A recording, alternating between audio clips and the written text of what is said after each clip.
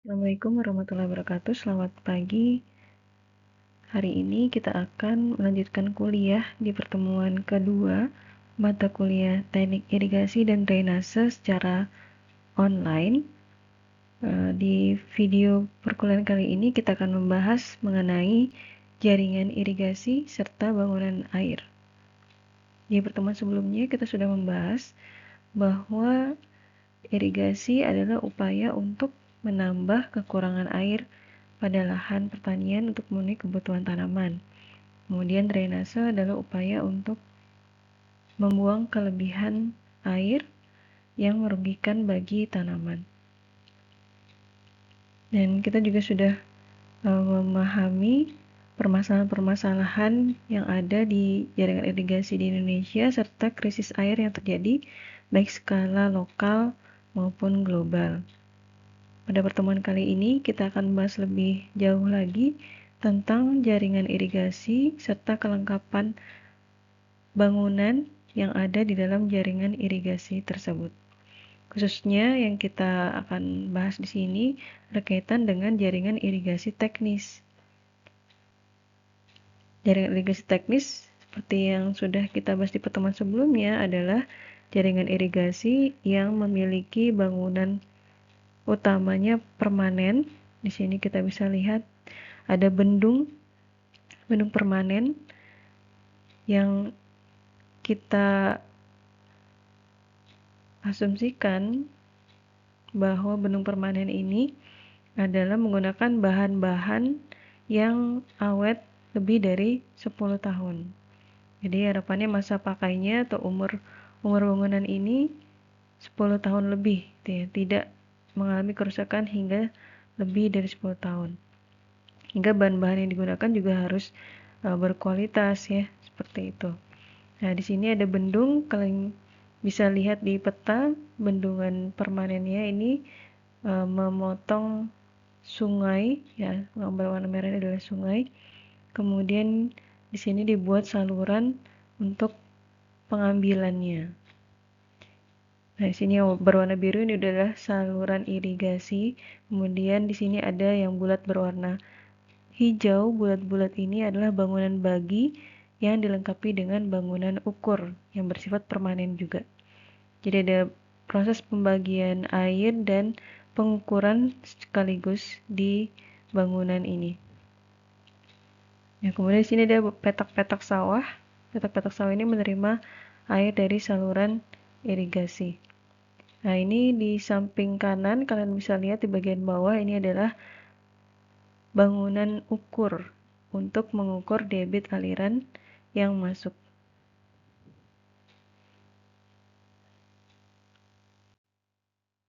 Secara garis besar tujuan pertemuan kita hari ini adalah mahasiswa akan memahami jaringan dan petak jaringan irigasi, bangunan utama jaringan irigasi, saluran dan bangunan pelengkap jaringan irigasi, dan kita akan membahas mengenai standar tata nama jaringan irigasi. Pertama adalah tentang jaringan dan petak jaringan irigasi. Pada dasarnya ada 4 unsur fungsional pokok jaringan irigasi.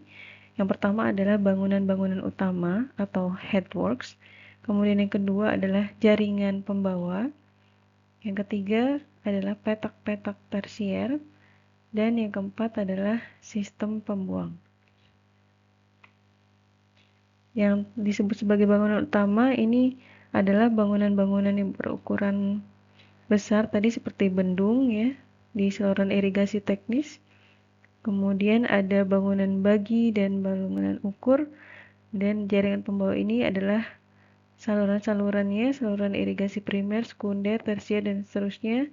Kemudian ada petak-petak, yaitu lahan sawah yang menerima air dari jaringan pembawa tersebut, dan di sistem ini ada sistem pembuangan.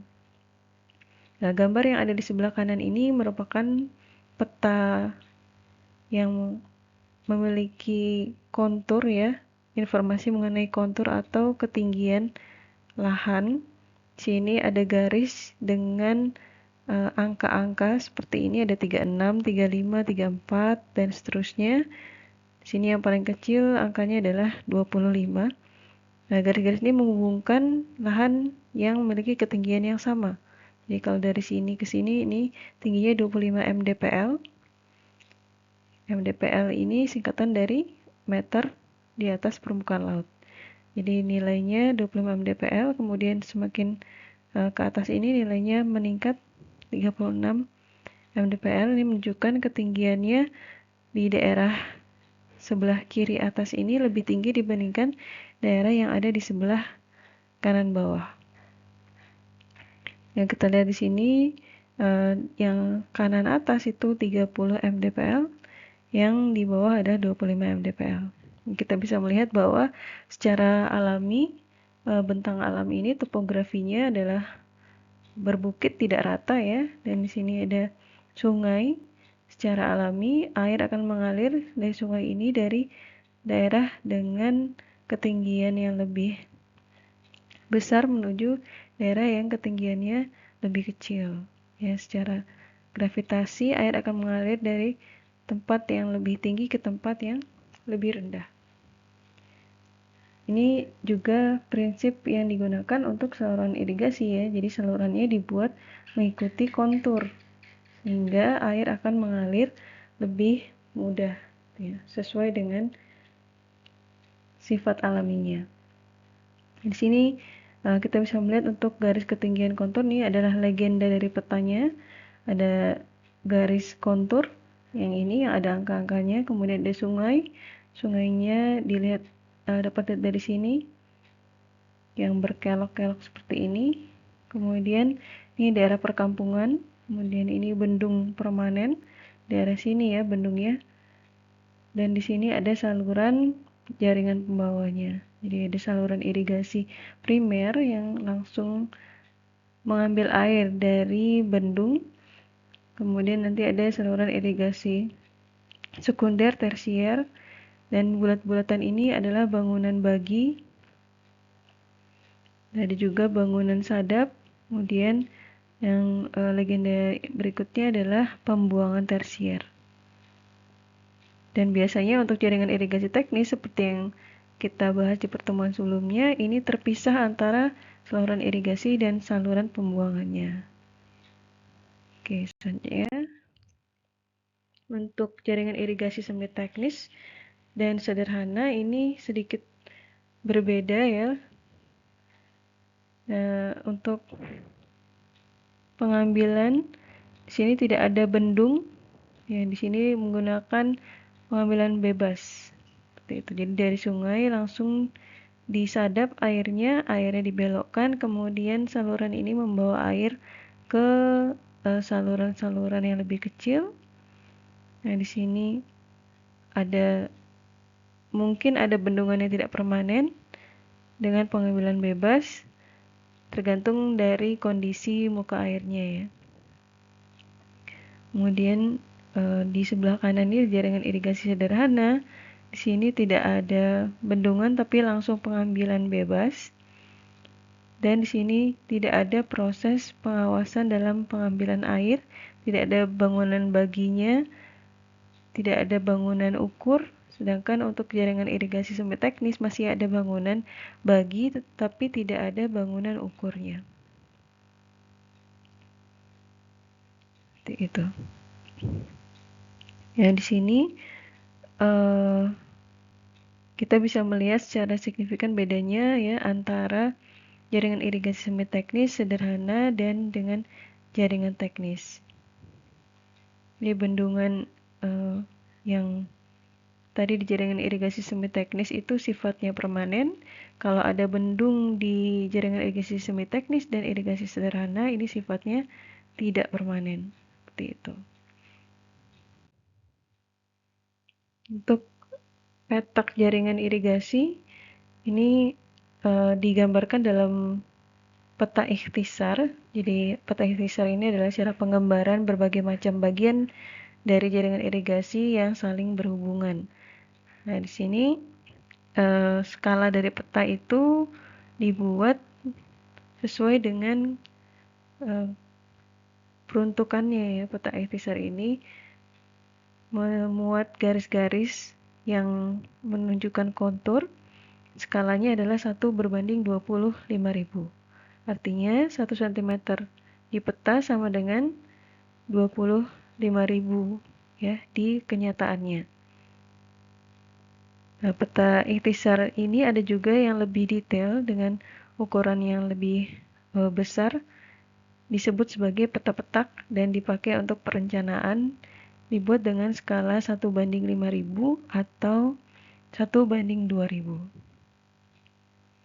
Jadi 1 cm ini adalah 5000 di kenyataannya. 1 cm di peta adalah 5000 pada kenyataannya. Ada beberapa jenis petak irigasi gitu ya. Jadi petak irigasi sendiri inilah daerah yang memperoleh air irigasi. Ada yang disebut sebagai petak primer yang menerima air langsung dari saluran primer. Kemudian ada petak-petak sekunder yang menerima air langsung dari jaringan sekunder. Kemudian selanjutnya ada yang lebih kecil, yaitu petak tersier dan petak kuarter. Untuk petak tersier sendiri, ini adalah air irigasi yang menerima air dari bangunan sadap oftek tersier, dan ini menjadi tanggung jawab dari Dinas Pengairan.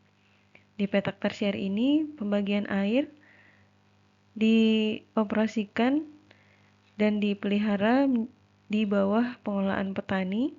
Ada yang disebut sebagai kelompok tani ya atau P3A, petani pemakai dan pengguna air gitu ya. Dan para kelompok petani ini atau P3A ini berada di bawah bimbingan pemerintah. Jadi tidak mengelola air sendiri, tetapi ada bimbingan dari pemerintah. Di daerah-daerah yang ditanami padi, luas petak-petak tersier ini idealnya ada sekitar 50-75 hektar, sesuai dengan kondisi topografi dan kemudahan eksploitasi. Nah, di sini kita bisa lihat ini adalah saluran tersier yang biasanya mengalirkan air ke petak-petak tersier. Dan di sini petak tersiernya ya mendapatkan dari saluran tersier mendapatkan dari saluran primer secara langsung di sini.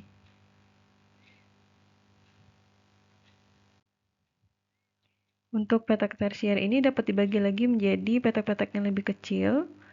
Jadi ada petak kuarter disebutnya dengan luas lebih kecil yaitu 8-15 hektar. Jadi kalau kita tadi di petak tersier memiliki luas sekitar 50-75 hektar, kira-kira kita asumsikan 50 hektar ya, 50 hektar petak tersier, dan di sini petak kuarternya masing-masing sekitar 10 hektar, ada di dalam range 8-15. Maka dalam satu petak tersier dia akan terdiri dari berapa? Akan ada 50 dibagi 10 ya. Akan ada 50 di 50 petak tersier tadi ya, 50 hektar. Ini tersier. Sedangkan untuk yang kuarternya tadi adalah 10 hektar ya. Dalam range 8-15. Nah, di sini berarti dalam satu petak tersier ini kuarternya adalah tinggal dibagi saja ya. 50 dibagi 10 hektar sehingga ada sekitar 5 petak tersier.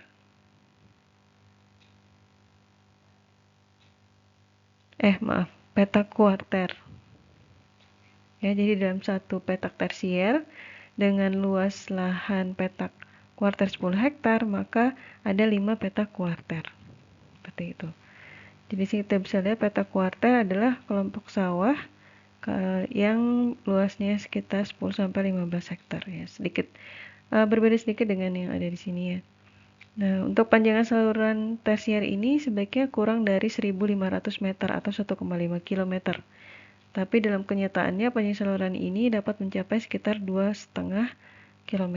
Jadi cukup panjang ya. Kalau kita lihat 1,5 kilo itu mungkin dari Undram sampai ke perempatan Majapahit ya. Kurang lebih. Untuk panjang saluran kuarter ini di bawah, biasanya di bawah 500 meter, jadi tidak terlalu panjang. Tapi pada prakteknya kadang-kadang sampai 800 meter. Untuk petak tersier ini harus terletak berbatasan langsung dengan saluran sekunder atau saluran primer. Untuk petak sekunder, ini adalah gabungan dari beberapa petak tersier yang semuanya dilayani oleh satu saluran sekunder. Jadi ketika tadi luas untuk tersier itu sekitar 50 sampai 75 ya, hektar. Maka untuk petak sekunder ini terdiri dari beberapa petak tersier. Jadi luasnya jauh lebih besar. Misalnya di sini petak tersiernya itu ada 3 gitu ya. Di sini ada 3, maka di sini luasnya sekitar 150 hektar. Biasanya petak-petak sekunder ini menerima air dari bangunan bagi yang terletak di saluran primer atau di saluran sekunder. Nah, di sini ada petak sekunder ya, yang dia mendapatkan air dari saluran sekunder. Batas-batas dari petak sekunder ini umumnya berupa tanda-tanda topografi yang jelas, misalnya saluran pembuang. Dan luas dari petak sekunder ini bisa berbeda-beda tergantung situasi di daerah. Gabungan dari petak-petak sekunder ini kemudian pada akhirnya akan membentuk petak yang lebih besar lagi, ya, yang mendapatkan air langsung dari saluran primer, yang disebut sebagai petak primer. Petak primer ini dilayani oleh satu saluran primer yang mengambil air langsung dari sumber air, biasanya sungai. Untuk proyek-proyek irigasi tertentu, terdapat 2 saluran primer, yang ini menghasilkan 2 petak primer. Ya, di sini ada saluran primer, kemudian bisa jadi di sini ada 2 saluran primer sehingga ada 2 petak primer. Daerah di sepanjang saluran primer ini sering tidak dapat dilayani dengan mudah dengan cara menyedap air dari saluran sekunder. Ya, ada beberapa kendala ya yang bisa ditemukan di saluran di petak primer ini. Kemudian di dalam jaringan irigasi itu sendiri ada beberapa bangunan utama, tadi sudah disebutkan, ada yang disebut sebagai bangunan pengambilan. Ya, pengambilan ini prinsipnya adalah bangunan ini berfungsi untuk mengambil air, gitu ya, mengambil air dari sumber air. Biasanya kita di sini menggunakan sumber air dari air permukaan yaitu sungai. Ada juga yang menggunakan danau dan seterusnya. Kemudian ada yang disebut sebagai bangunan pembilas atau penguras. Yang kedua, dan bangunan utama yang biasanya ada di jaringan irigasi, khususnya di jaringan irigasi teknis, adalah kantong lumpur. Ya, ini sangat berkorelasi dengan bangunan pembilas ya. Nanti dia akan sangat erat kaitannya. Kemudian ada juga bangunan untuk perkuatan sungai dan bangunan-bangunan pelengkap lainnya. Nah, ini akan kita bahas lebih lanjut. Slide berikutnya. Bangunan bendung ya, pertama ini adalah bangunan yang peruntukannya adalah untuk membelokkan aliran air sungai ke jaringan irigasi. Kenapa harus dilakukan proses pembendungan? Ya. Tujuan utamanya adalah untuk menaikkan muka air, ya, menaikkan muka air. Kenapa harus dinaikkan? Karena dia umumnya ya, kenapa harus ditinggikan atau dinaikkan? Karena airnya itu rendah ya, tidak tinggi. Misalnya seperti ini adalah aliran saluran ya, saluran alami yaitu sungai. Ini adalah dasar sungainya. Ini adalah potongan tampak samping ya. Ini aliran airnya ke sebelah sini ya. Nah, di sini ini simbol air. Nah, di sini aliran ke sana. Jadi ketinggian airnya di sini ternyata sangat rendah gitu ya. Ketinggian airnya rendah. Ketika ketinggian airnya rendah, maka energi yang dimilikinya juga rendah, ya. Kalau kalian masih ingat di fisika ada yang disebut sebagai energi potensial. Ya, energi potensial itu rumusnya apa? E potensial sama dengan massa dikalikan dengan gravitasi dikalikan dengan H, ya. Semakin besar H, maka dengan massa yang sama gitu ya dan gravitasi yang sama, energi potensialnya akan semakin besar atau semakin kecil? Semakin besar ya. Jadi kalau hanya nih 5 kali gitu ya. 5 kali dari H awal, maka EP-nya juga akan sini menjadi 5 kali ya. Di sini kalau jadi 5H, maka EP-nya akan jadi 5 kali. Kalau hanya 100, maka EP-nya akan jadi 100 ya. Energi potensial akan jadi 100. Kenapa kita butuh energi yang besar? Kenapa kita butuh energi yang besar untuk mengalirkan air? Agar air bisa sampai ke tempat yang jauh ya. Karena sawah-sawah itu tidak dekat ya. Sawah-sawah yang ada di daerah itu tersebar letaknya. Jadi ada yang dekat dengan sungai, ada yang jauh dari sungai, sehingga untuk sampai ke titik yang jauh itu dia membutuhkan energi ya, sama seperti kalian ya, kita menggunakan kendaraan dari rumah menuju ke kampus ya. Kalau misalnya tidak ada bensin, tidak ada energinya, motor itu tidak bisa jalan, tidak bisa mengantarkan kita sampai ke kampus ya, dari rumah ke kampus. Ini sama, air juga dia membutuhkan energi untuk sampai ke titik yang jauh. Ya, semakin besar energi yang dimiliki air, maka akan semakin jauh juga jarak yang dapat ditempuhnya, gitu ya. Sama seperti kita mengendarai motor atau kendaraan lainnya. Kalau bensinnya cuma 1 liter, mungkin tidak akan sampai ke Lombok Timur, gitu ya. Bolak-balik ke Lombok Timur. Tapi kalau misalnya bensinnya 2 liter atau lebih besar dari itu, 5 liter, mungkin kita bisa bolak-balik ke Lombok Timur berapa kali, gitu ya. Mungkin menggunakan motor. Nah, di sini dalam kondisi alaminya, terkadang sungai ini memiliki energi potensial yang rendah, sehingga dia tidak memiliki energi yang besar untuk mencapai daerah-daerah yang jauh. Oleh karena itulah, bangunan bendung ini diperlukan ya. Bangunan bendung ini fungsinya adalah untuk menaikkan muka air di sungai. Seperti itu. Jadi di sini akan kita bendung, biasanya kita buat hambatan untuk alirannya dengan ada bangunan bendung ya, biasanya terbuat dari bahan yang padat yang tidak bisa dilewati oleh air, yang keras ya, ada beton, ada yang sederhana itu bisa menggunakan kayu. Seperti kita lihat ada hewan yang pandai sekali membuat bendungan, itu adalah berang-berang. Nah, berang-berang ini sama prinsipnya, dia membendung air dengan menahan air, aliran air menggunakan kayu ya, potongan pohon. Nah, di sini dengan adanya bendungan, air yang tadinya ketinggiannya H ya, di sini jadi naik ya. Kenapa dia mengalami kenaikan? Karena wadahnya menjadi lebih kecil ya, wadahnya menjadi lebih kecil. Jadi kan di sini ada bendungan, sehingga dia secara alami dia akan memenuhi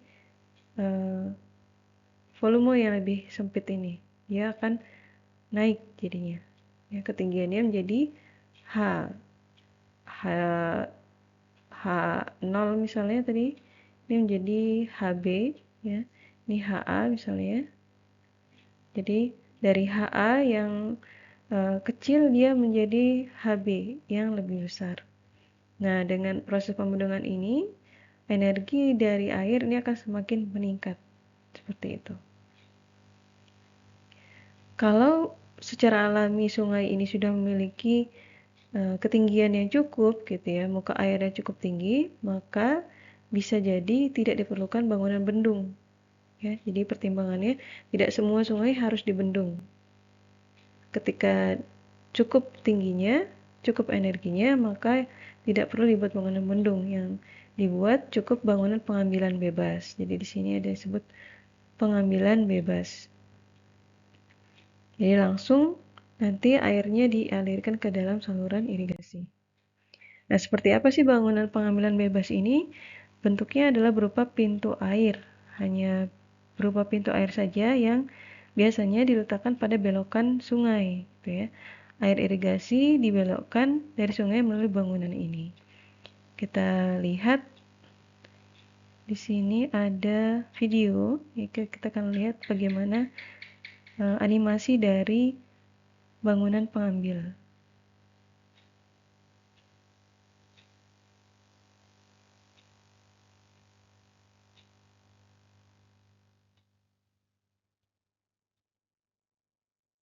Bangunan pengambilan bebas.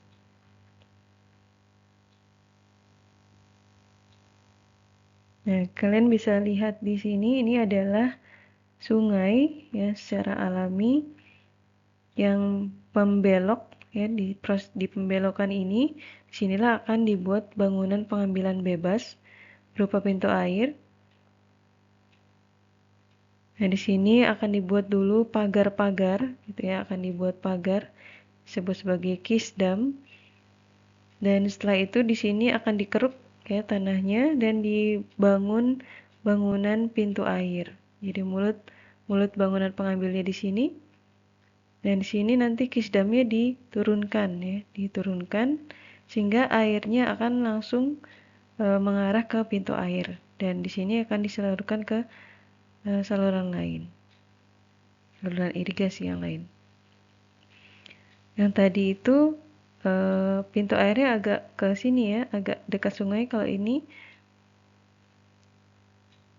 adalah kondisi di mana airnya mengalami pasang surut gitu ya. Jadi ketika dia surut itu dibangun bangunan airnya dan ketika airnya melimpah, airnya akan langsung masuk ke dalam pintu air.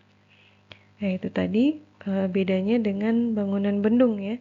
Di sini kondisinya air di dalam sungai itu memiliki muka tinggi atau muka air yang cukup sehingga energinya besar. Dia tidak perlu dibendung karena sudah energi potensialnya bisa untuk mencapai daerah yang lebih jauh. Tapi pertimbangannya adalah di sini kalau menggunakan bangunan penyadapan atau pengambil bebas langsung ini yang menjadi masalah adalah tentang sedimennya gitu ya. Di dalam bangunan pengambil bebas ini tidak ada yang disebut sebagai saluran pembilas.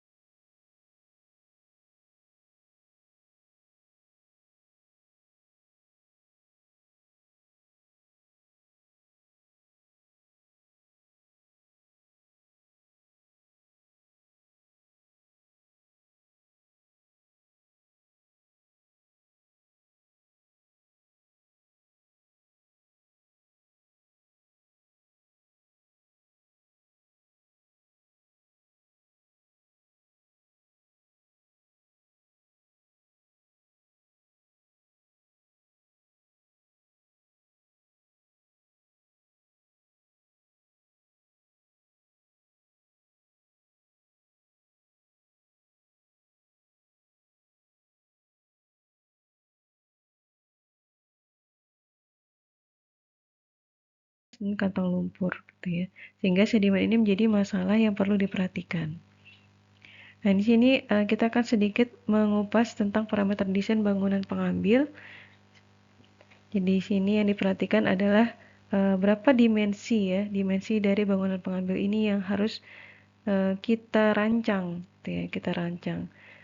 Bagaimana menentukan tadi lebarnya, kemudian berapa tinggi dari bukaan bangunan pengambilnya agar air yang masuk ke dalam saluran itu sesuai dengan kebutuhan tanaman. Ini berdasarkan apa? Ini ditentukan berdasarkan kebutuhan irigasi. Kebutuhan irigasi ini nanti akan digunakan untuk menentukan debit dari desain, debit rancangannya. Debit irigasi ini sesuai kebutuhan tanaman. Ini biasanya dikalikan dengan faktor 1,2 di sini untuk mengantisipasi losses. Ya, kemarin kita sudah membahas bahwa tidak semua air itu akan sampai ke lahan. Ada yang mengalami losses ya atau kehilangan. Apa saja kemarin faktor yang dapat menyebabkan air hilang atau tidak seluruhnya dapat dimanfaatkan oleh tanaman di lahan? Karena apa? Yang pertama adalah karena evaporasi ya. Evaporasi atau penguapan. Kemudian yang kedua karena apa? Karena rembes ya, ada proses infiltrasi ke dalam atau penyerapan ya. Perembesan, penyerapan, infiltrasi di mana di dinding saluran dan juga di dasar saluran ya. Karena di sini digunakan bahan yang masih memiliki pori-pori yang memungkinkan air untuk diserap gitu ya oleh bahan tersebut. Jadi ini tampak samping, tampak depan ya, tampak depan dari saluran. Dan di sini salurannya dia bisa merembeskan air. Jadi di sini kan tanah ya di sampingnya, jadi infiltrasi di salurannya tetap bisa terjadi. Ini menyebabkan tidak semua air itu sampai ke lahan. Kemudian yang ketiga, losses juga bisa terjadi karena ada kebocoran ya. Kebocoran ini memperbesar proses penyerapan ke tanah. Maaf, kebocoran. Kemarin kita sudah membahas bahwa sekitar lebih dari 40% ya kondisi saluran irigasi kita di Indonesia ini mengalami kerusakan. Kerusakan ini bisa jadi retak atau hancur ya. Itu menyebabkan air menyerap ke dalam tanah yang di sini seharusnya ditahan oleh bahan yang lebih padat ya seperti beton dan seterusnya atau pasangan batu. Nah, di sini bisa menyebabkan terjadinya losses yang lebih besar ya dibandingkan dengan penyerapan. Kemudian yang keempat, losses juga bisa terjadi karena adanya penyadapan ilegal ya. Betul sekali. Jadi kalau ada orang yang tidak seharusnya ya dia mengambil air dari saluran untuk kepentingan bukan untuk irigasi, ini disebut sebagai penyadapan ilegal. Jadi oleh karena itu untuk antisipasi kekurangan air itulah faktor 1,2 ini ditambahkan ya sebagai antisipasi. Misalnya kebutuhan air irigasinya ternyata adalah 100 ya, 100. Kalau kita kalikan dengan faktor 1,2 maka kedisiannya menjadi 120 ya. Misalnya satuannya meter kubik per detik misalnya.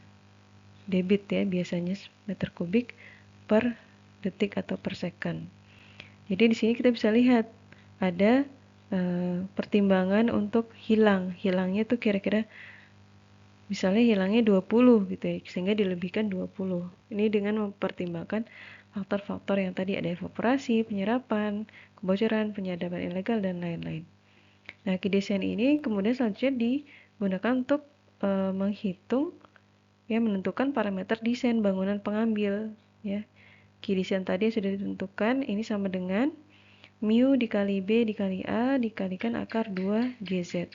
Mu itu apa? Mu adalah koefisien debit, biasanya diambil 0,8. Kemudian ada B, lebar bukaan bangunan pengambil. Jadi yang tadi ya, bangunan pengambilnya ada lebarnya, lebar bukaannya, yang kalau kita tampak ke depan ya mirip seperti ini lah ya. Seperti ini misalnya ya, saluran pintu airnya. Ini pintu air. Nah, ini yang bisa dibuka tutup. Seperti itu. Nah, di sini lebarnya itu adalah yang ini. Lebar bukaan ya, lebar bukaannya B. Kemudian ada tinggi bukaan bangunan pengambil. Ini yang ini. Nah, ini adalah A ya. Jadi seberapa besar pintu air harus dibuka gitu ya. Ini akan sangat menentukan nanti berapa banyak air yang masuk ke dalam saluran irigasi. Kemudian ada akar 2GZ ya, akar 2GZ. Z ini apa? Kalau G tentu kalau sudah paham ini adalah percepatan gravitasi. Biasanya adalah nilainya 9,8 atau 10 ya. 9,8 atau 10 meter per detik. Kemudian Z ini adalah beda tinggi ya, beda tinggi atau kehilangan energi pada bukaan. Jadi kalau kita lihat slide sebelumnya ya, kita melakukan pembendungan, misalnya dia naik muka airnya gitu ya di sini. Kita bendung, kemudian pas di pintu air dibuka dia turun ya, dia turun jadi setinggi ini kedalamannya. Jadi H yang awal ini menjadi H tadi di sini ya, HB misalnya, ini HA, maka Z itu adalah HA dikurangi HB. Ya, jadi di sini Z-nya adalah beda tinggi ketika sebelum dibuka pintu airnya dengan ketika pintu air sudah dibuka. Ya, ini adalah nilai Z. Nah, dari sini kita bisa nanti menentukan gitu ya, berapa sih bukaannya yang ideal untuk pintu air tersebut. Misalnya B-nya, kalau B-nya ini kita tetapkan dulu, misalnya B-nya ini misalnya 2 meter gitu ya, 2 meter pintu airnya. Jadi nanti B-nya bisa ditetapkan, maaf, A-nya bisa ditetapkan berapa besar sih pintu airnya harus dibuka. Jadi tidak boleh lebih dari itu. Atau tidak boleh kurang dari itu, gitu ya, supaya efektif dan efisien. Kemudian faktor lain lagi yang perlu menjadi pertimbangan adalah kecepatan aliran masuk. Kecepatan aliran masuk ini harus berkisar di antara 1 sampai 2 meter per detik saja, gitu ya. Ini ada pertimbangannya kenapa tidak boleh kurang dari 1 atau tidak boleh lebih dari 2. Kira-kira kenapa? Ya, pertimbangannya ini, kenapa harus di antara range 1 dan 2 meter per detik. Oke.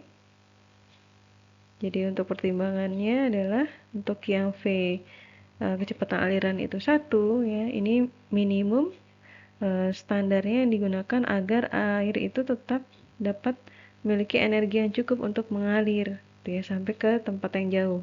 Tadi kan kita sudah membahas tentang energi potensial ya yang ditentukan dari ketinggian air. Nah, sekarang ini adalah kita akan membahas tentang energi kinetik gitu ya.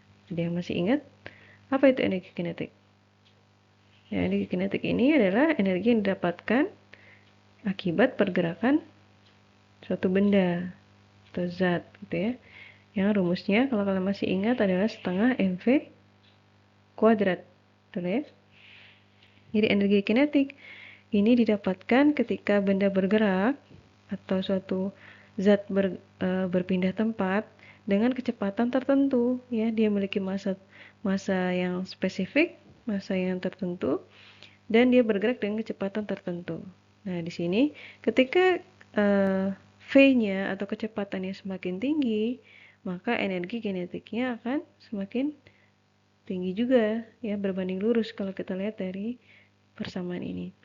Sehingga sesuai standar yang ditetapkan ketika dia kurang dari 1 kecepatannya gitu ya, misalnya cuma 0,5 gitu ya, ini akan menghasilkan energi kinetik yang rendah gitu ya. Kita masukkan ke rumus ini, dia akan memiliki EK yang 0,5 juga. Maaf, 0,5 0,5 pangkat 2 ya jadinya di sini. Karena kita memanfaatkan kecepatannya 2 kali di sini. Jadi di sini 0,0025 itu ya, jadi sangat kecil. EK-nya akan jadi rendah.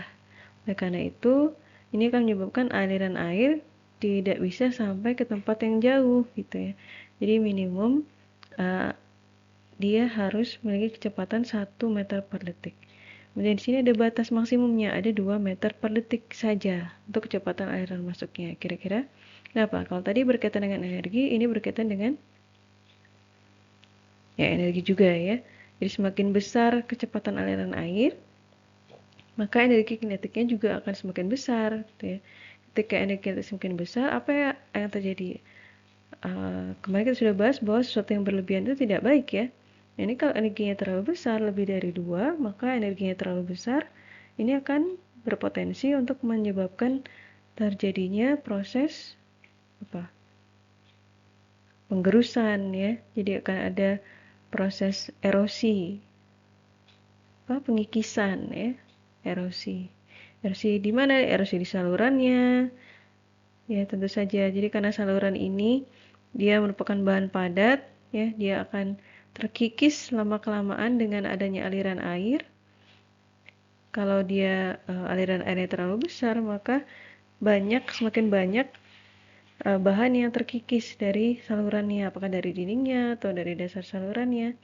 Dan ini menyebabkan nanti saluran atau bangunan irigasinya menjadi tidak awet ya. Perlu diperbaiki lagi karena sudah rusak dan seterusnya. Oleh karena itu, di sini ditetapkan bahwa maksimal kecepatan alirannya adalah 2 meter per detik untuk mencegah proses erosi ya, memperkecil sebenarnya bukan memperkecil tingkat erosi gitu ya, dari saluran. Nah, oke, ini adalah beberapa parameter yang perlu diperhatikan ya dalam membuat bangunan pengambil bebas. Kemudian kalau di jaringan irigasi teknis ya, itu juga dilengkapi dengan bangunan pembilas namanya. Beda dengan untuk pengambilan bebas tadi, di pengambilan bebas yang biasanya muka airnya sudah tinggi, itu tidak ada bangunan pembilas. Bangunan pembilas ini hanya ada di bendung gitu ya, di bangunan bendung. Jadi pada bendung itu ada yang disebut sebagai bangunan pembilas. Gunanya apa? Bangunan ini berfungsi mencegah masuknya bahan sedimen yang kasar ke dalam jaringan saluran irigasi. Yang kasar ini biasanya ukurannya besar gitu ya. Ukurannya besar, misalnya batu-batu gitu ya. Kerikil ya. Terus ada sampah, ada yang buang plastik ya di sini, bekas makanan dan sebagainya, ada yang buang bukan tisu ya, itu hancur. Misalnya bekas botol sabun, sampo dan seterusnya, ini ukurannya besar. Ya, sedimen kasar ini supaya tidak masuk ke dalam saluran, maka dibuatlah bangunan pembilas, gitu ya. Ini adalah tampak sampingnya dari bangunan pembilas. Ini adalah aliran airnya ke arah kanan sini ya.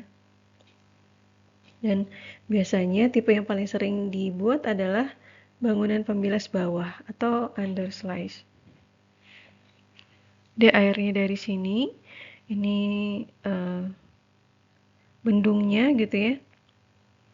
Dan di sini dibuat underslice. Di sini airnya akan masuk dan ada penyaringnya di sini. Ya. Dan di situ sedimen kasarnya nanti akan ditahan gitu ya. Sehingga tidak bisa masuk. Kemudian untuk fraksi sedimen yang lebih kecil gitu ya, lebih halus, ini kemudian diendapkan di kantong lumpur. Jadi setelah melewati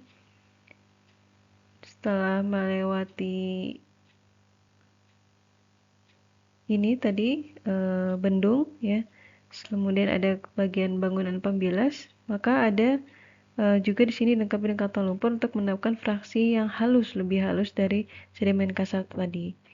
Definisi halus ini dia lebih kecil atau sama dengan dari 0,088 mm. Tuh ya, ini sangat halus. Jadi biasanya dia kalau menjadi satu kesatuan yang banyak, ini seperti lumpur, tuh ya, lumpur. Kemudian bahan ini akan mengendap di dalam kantong dan dibersihkan secara berkala. Perlu dibersihkan secara berkala. Nah, ini contohnya untuk kantong lumpur. Di sini fungsinya untuk menampung sedimen-sedimen halus tadi. Dan ini dibuat panjang ya, dibuat panjang seperti ini. Tujuannya apa kira-kira? Sangat panjang untuk kantong lumpurnya ya. Sedangkan di sini untuk saluran pembilas ini tidak begitu panjang. Nah, ini kalau kita lihat di kenyataannya, ini dia saluran kantong lumpurnya. Ini ada orang ya. Kalau kalian bisa lihat, orangnya sangat kecil. Jadi si kantong lumpur ini sangat panjang gitu ya. Kenapa seperti ini kira-kira? Tujuannya adalah untuk memberikan waktu yang cukup ya, waktu yang cukup bagi sedimen untuk mengendap secara gravitasi ya. Ya, pada dasarnya sedimen-sedimen ini kan memiliki berat gitu ya, memiliki massa yang jauh lebih besar daripada air ya. Pada secara alami dia akan mengalami proses pengendapan itu. Pengendapan. Tapi dia tidak bisa mengendap dengan cepat karena tadi ukuran partikelnya sangat halus gitu ya, sangat kecil. Kurang dari atau sama dengan 0,088 mili. Ini sangat kecil. 1 mili kan kalau dilihat di penggaris ya itu sangat kecil sekali. Nah, ini dibagi masih lebih kecil daripada 0,1 mili ini. Jadi kan 1 mili dibagi 10 udah kecil sekali. Ini masih 0,088. Jadi sangat ringan gitu ya, sehingga untuk jatuh dia butuh waktu yang cukup lama berada di dalam saluran gitu ya. Jadi kalau awalnya dia dari sini alirannya, nanti dia lama-lama akan jatuh ke bawah gitu ya. Jatuh ke bawah dengan sendirinya karena pengaruh aliran air dan proses gravitasi. Nah, di sini nanti dia akan mengumpul ya, endapan-endapannya di dasar saluran ini. Nah, ini jadi lumpur. Lumpur-lumpur ini harus dibersihkan secara berkala. Kenapa perlu dibersihkan secara berkala? Kira-kira? Karena di sini kalau mengendap tentu akan menyebabkan pendangkalan ya. Ada proses pendangkalan di sini. Dan pendangkalan ini kan berdampak negatif terhadap saluran itu, ya. Harusnya salurannya bisa menampung air misalnya awalnya hanya 50 gitu ya, 50 meter kubik gitu ya secara volume. Ternyata setelah mengalami pendangkalan di sini volumenya berkurang menjadi hanya 25 saja misalnya, jadi setengahnya. Akibat di sini ada endapan, ada lumpur yang terakumulasi. Nah, apa yang terjadi ketika di sini volumenya berkurang? Akan terjadi proses peluapan ya, airnya akan meluap, akan terjadilah yang disebut sebagai banjir. Ya, jadi tidak hanya karena lumpur saja gitu ya endapan ini. Biasanya pendangkalan ini terjadi di saluran alami ataupun saluran buatan seperti selokan ya. Ini juga bisa terjadi karena adanya sampah, gitu ya. Sampah-sampah berukuran besar ataupun kecil dia terakumulasi di saluran. Ini akan menyebabkan muka air dalam saluran tersebut naik dan bisa menyebabkan kerugian karena terendamnya bangunan-bangunan ya, benda-benda yang seharusnya tidak boleh terendam seperti itu. Ini sama, jadi harus dilakukan proses penggerukan. Dan di sini dibersihkannya secara berkala. Biasanya dilakukan menggunakan aliran air yang deras untuk melanjutkan bahan endapan tersebut kembali ke sungai. Jadi karena ini sedimen halus ya, bisa dilakukan proses pengaliran air dengan kecepatan yang tinggi. Ya ini dikembalikan lagi ke sungai, gitu ya. Kembalikan ke sungai yang memang secara alami di sana ada endapan, gitu ya. Ya ini tadi berkaitan dengan desain dari saluran kantong lumpur, gitu ya, saluran kantong lumpur. Kenapa dia dibuatnya panjang seperti ini, gitu ya tadi? eh, Kalau tadi aliran airnya dari kanan ke kiri, ini dari kiri ke kanan ya. Kita lihat di sini. Jadi dia membutuhkan waktu, ya partikel itu membutuhkan waktu agar dia memiliki agar dia jatuh di titik yang tepat, gitu ya. Karena dia ringan tadi, dia tidak bisa langsung jatuh ya. Kalau dia ukurannya besar, tentu dia akan cepat jatuh, misalnya langsung ke sini gitu ya. Tapi ini tidak, dia memiliki massa yang sangat kecil, sehingga dia butuh waktu lebih lama untuk terendapkan. Nah, ini kan menentukan berapa berapa sih ukuran kantong lumpurnya. Perencanaannya itu ditentukan dari ini. L adalah panjang kantong lumpur, yang ini. Kemudian ada B dan lebar kantong lumpur. Nah, nilai lebar dan panjang kantong lumpur ini akan ditentukan oleh debit atau Q ya. Q debit saluran dan dibagi dengan W. W itu adalah kecepatan endap partikel sedimen dalam satuan meter per detik.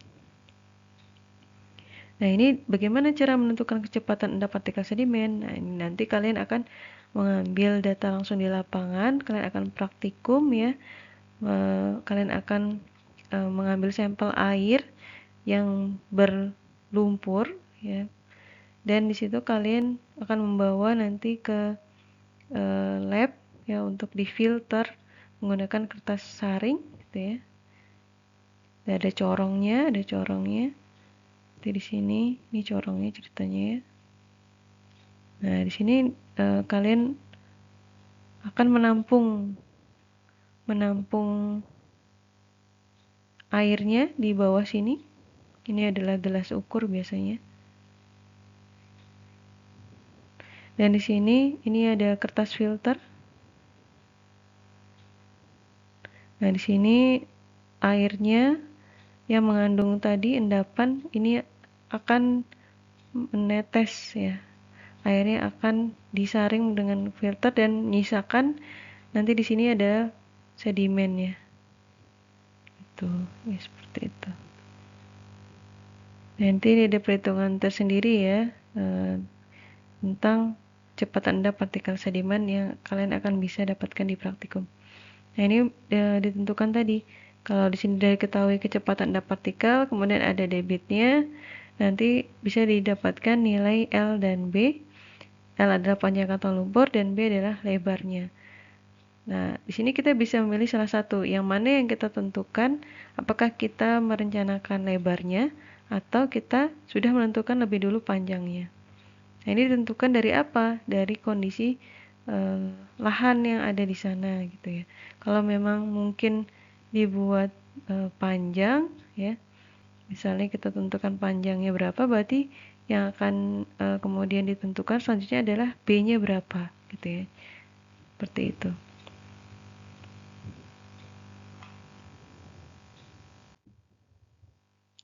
Kemudian setelah bangunan kantong lumpur ya dan bangunan tadi pengambil serta bangunan pembilas, di sini ada yang disebut sebagai bangunan perkuatan sungai.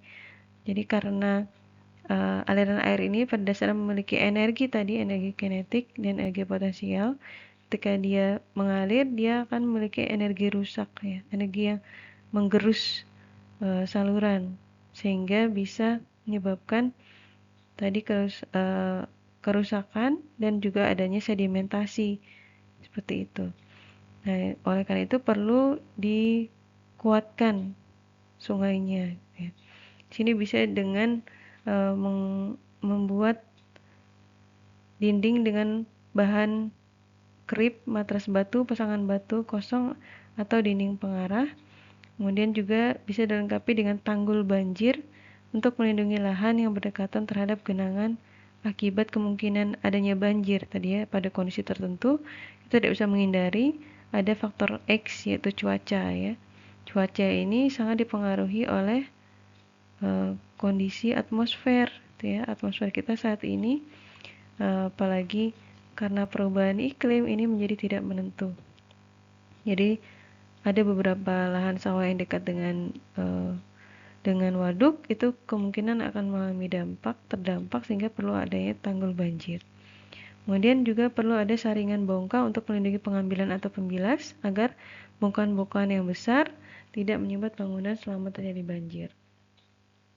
Yang terakhir, perlu ada tanggul penutup untuk menutup bagian sungai lama atau bila bangunan bendung dibuat di daerah berkapur, ini kapur ya, perlu untuk mengelakkan sungai melalui bangunan tersebut. Oke, itu tadi tentang bangunan perkuatan ya. Jadi selain tadi bangunan utama, perlu juga dikuatkan bangunannya dan untuk mengantisipasi berbagai hal tadi ya, ada penggerusan, ada banjir dan seterusnya. Dan yang terakhir di dalam jaringan irigasi di bangunan utamanya juga diperlukan adanya bangunan-bangunan pelengkap gitu ya. Bangunan pelengkap ini akan ditambahkan ke bangunan utama. Seperti contohnya adalah alat ukur debit ya. Ada bangunan ukur tadi untuk pengukuran debit dan muka air di sungai maupun yang ada di saluran gitu ya. Sehingga bisa diketahui diobservasi ketinggian muka air di sungai ini seperti apa dan yang di salurannya seperti apa ya, untuk mencegah terjadinya banjir. Jadi bisa diambil keputusan apakah pintu air akan dibuka atau ditutup agar tidak terjadi banjir. Kemudian yang kedua ada rumah untuk operasi pintu. Biasanya ada petugas penjaga pintu air yang di sana ya, yang juga perlu tempat beristirahat. Jadi di situ dibuatkanlah rumah untuk operasional. Kemudian ada peralatan komunikasi, tempat teduh serta perumahan untuk tenaga operasional, gudang dan ruang kerja ini diperlukan. Kemudian ada jembatan di atas bendung, ini perlu untuk inspeksi gitu ya. Jika ada hal-hal yang tidak dikehendaki, ini sangat diperlukan jembatan ini gitu ya. Untuk operasional dan maintenance ini jembatan sangat perlu. Kemudian ada juga bendung-bendung yang bisa juga dilengkapi dengan instalasi tenaga air mikro atau mini. Jadi kalau tadi kita sudah membahas bahwa aliran air ya ini memiliki energi yang berupa energi kinetik atau energi potensial. Nah ini bisa dikonversi menjadi energi listrik gitu ya. Oleh karena itu beberapa bendung ini dilengkapi dengan instalasi tenaga mikro hidro gitu ya, yang listriknya itu bisa digunakan untuk masyarakat sekitar atau untuk operasional dari bendungan itu sendiri. Seperti itu. Bagaimana proses merubah tenaga air menjadi listrik ini? Ya, nanti ini kalian bisa cari ya seperti apa. Pada prinsipnya air ini akan menggerakkan baling-baling, yang baling-baling ini nanti terhubung dengan baterai yang menyimpan energi listrik. Nah, energi listrik ini akan digunakan untuk keperluan yang lain, bisa menyalakan lampu dan seterusnya. Nah, kemudian yang terakhir bisa juga di beberapa bendungan dilengkapi dengan bangunan tangga ikan. Ya, ini bukan untuk mancing ya, tapi untuk mengecek kondisi di sungai tersebut gitu ya.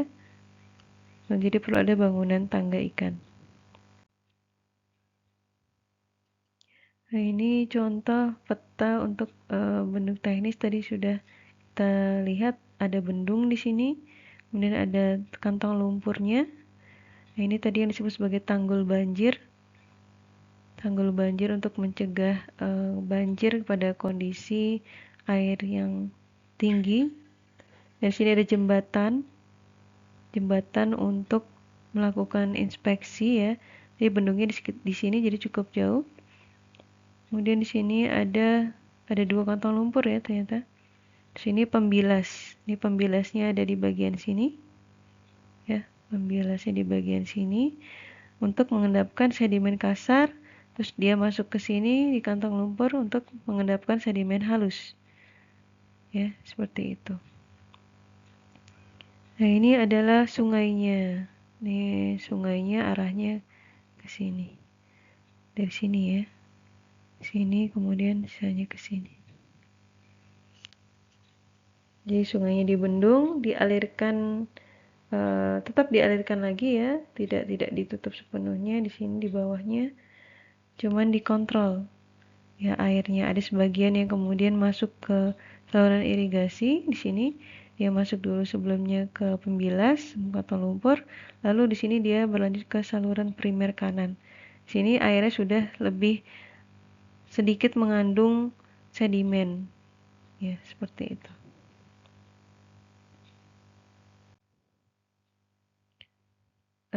Tadi kita sudah membahas tentang bangunan-bangunan gitu ya.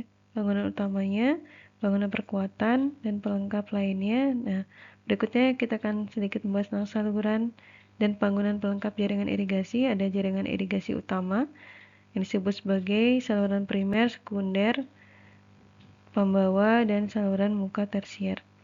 Nah, di sini kita lihat skemanya adalah di sini ada bendung, ada sungai, kemudian di sini airnya adalah untuk mengaliri 10.000 hektar, ya ini saluran primer yang mengambil langsung dari bendung. Nah, di sini ada bangunan bagi. Ini bangunan bagi.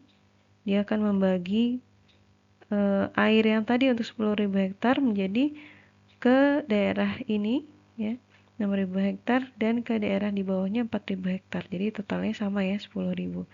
Kemudian di sini ada lagi bangunan bagi yang kedua, akan menjadi aliran ini menjadi dua. Sini untuk 2.000 hektar, berarti sisanya di sini adalah 4.000 hektar. Dan ini ada bangunan bagi terakhir, di sini dia membagi 4.000 ini menjadi 1.000 dan di sini menjadi 3.000. Jadi totalnya tetap sama. Ini idealnya seperti itu. Untuk jaluran irigasi tersier, saluran tersier ini pada dasarnya membawa air dari bangunan sadap tersier di jaringan utama ke dalam petak tersier lalu ke saluran kuarter. Saluran kuarter membawa air dari box bagi kuarter melalui bangunan sadap tersier atau parit sawah ke sawah-sawah. Dan biasanya ini dilengkapi dengan jalan petani. Ya, pematang ya kalau kita sering lihat di sawah-sawah ada pematang sawah, ini dilengkapi jalan petani gitu ya. Kemudian ada juga garis sempadan saluran, ini dalam rangka pengamanan ya. Diperlukan garis sempadan saluran dan bangunan irigasi. Selain jaringan pembawa, tadi kelebihan air di dalam saluran irigasi di petak-petak irigasi ini perlu dibuang gitu ya. Oleh karena itu dibangunlah jaringan saluran pembuangan. Ada saluran pembuang tersier. Saluran pembuangan tersier ini dia mendapatkan air drainase yang perlu dibuang dari penampungan kuarter gitu ya. Jadi saluran pembuangan kuarter ini yang kecil-kecil dari petak-petak kuarter kemudian menjadi satu ya, menjadi satu terakumulasi di saluran pembuangan tersier. Seperti itu. Kemudian jaring-jaringan saluran pembuang utama ini terdiri dari sekunder dan primer. Jaringan pembuangan sekunder ini menampung air dari pembuangan tersier yang tadi dan membuang air tersebut ke pembuangan primer atau langsung ke jaringan alami di luar daerah irigasi. Kemudian saluran pembuangan primer ini mengalirkan air lebih dari saluran pembuangan sekunder ke luar daerah irigasi. Pembuangan primer ini seringkali adalah saluran alami seperti sungai, anak sungai, atau bahkan langsung ke laut. Jadi saluran primer ini adalah saluran pembuangan primer ini paling besar ukurannya karena dia menampung air dari banyak saluran. Selanjutnya ada bangunan pelengkap. Itu ada bangunan bagi dan bangunan sadap, kemudian ada bangunan ukur dan pengatur, ada bangunan yang hanya mengatur saja untuk muka airnya, dia tidak diukur. Kemudian ada bangunan pembawa, Ada banyak jenisnya, ada sifon, garang-garang, ada jembatan sifon, flume, dan seterusnya. Terus ada bangunan lindung, ada bangunan pembuang silang, pelimpah, spillway, pembuang samping, dan seterusnya.